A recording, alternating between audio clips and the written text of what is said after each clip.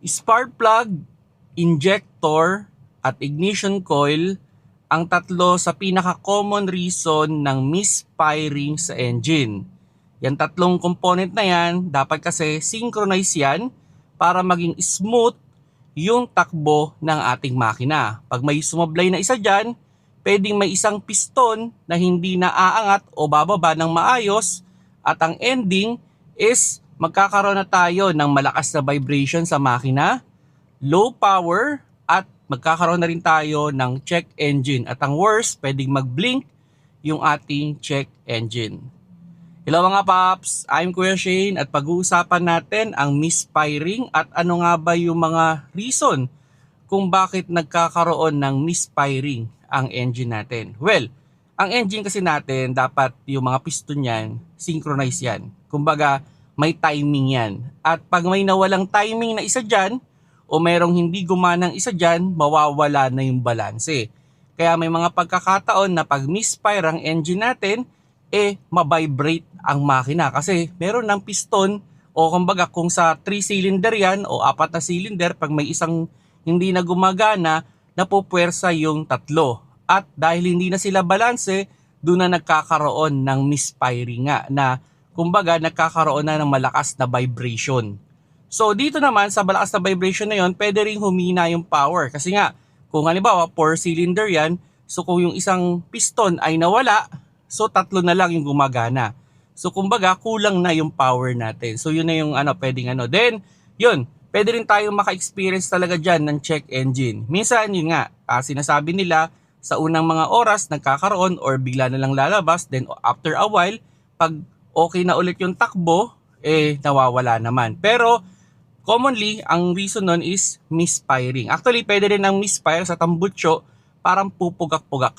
Yan. So, yan yung mga indicator niya. So, ano nga ba yung mga parts na dapat i-check pag nagkakaroon na tayo ng misfiring sa engine? Well, isa dyan is spark plug. Kasi spark plug naman natin, every PMS sana o every 10 to 20,000 kilometers ay chine-check. Kung ating spark plug ay kumbaga pundido na, unfortunately, hindi na siya magpuproduce ng spark. So, kahit nag-i-inject ng fuel, o nagbibigay man ng power yung ating ignition coil, kung wala namang spark na nagagawa yung ating spark plug, unfortunately, walang mabubuong combustion. So, spark plug. May mga pagkakataon din na worn out na siya dahil sa true time, wear and tear. Pwede rin naman na yung nalagyan siya ng oil o nagkaroon ng tagas ng oil. So, nabalutan siya ng oil, kaya hindi na siya nagpuproduce ng spark.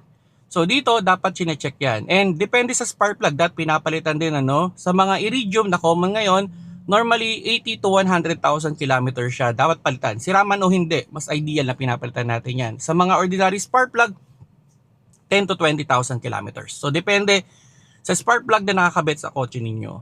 Now, ignition coil. So ignition coil, ito yung nagbibigay ng power sa ating spark plug.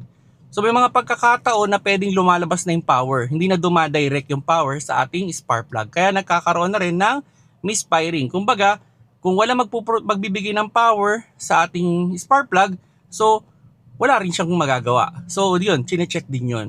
Then, ito naman, true time lang naman talaga to. So minsan napi-physical check naman pag may mga parang puti-puti na parang ini-spark ka niya or sira na yung rubber niya. So yan yung isa sa mga problema ng ignition coil. Then yung pangatlo is yung ating injector. So kumbaga ito yung nag-i-inject ng fuel. So kung ito ay barado or wala na sa timing, so may pagkakataon din na kumbaga kahit merong power yung ignition coil, dinala sa spark plug, pero wala namang gasolinang pumapasok dun sa ating piston, so unfortunately hindi rin siya magkakaroon ng combustion. So yan yung tatlong yan. Pero bago nyo i-conclude na yan nga yung problema yung tatlong yan, so i-check nyo rin yung connector niya tsaka yung mga wirings niya. Baka nga may naputol.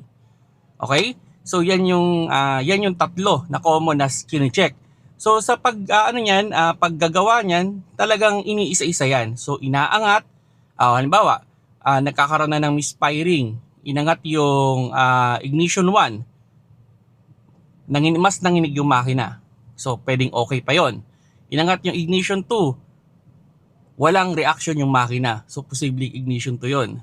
O yung piston to ay may problema. Pag inangat yung pangatlo at nagkaroon ng mas malakas na vibration, so pwedeng okay yung pangatlo. At kung yung pang-apat inangat ay malakas din yung vibration, so pwedeng ignition 2. No, Now, dun sa tatlong yon, so yung bawa, yung ignition 2 yung may problema, dun na i-evaluate kung ano ba yung problema do sa 2 na yon. Kung injector ba, yung kanyang spark plug, o kaya yung kanyang ignition coil or yung injector niya nga. So i-check naman yan doon.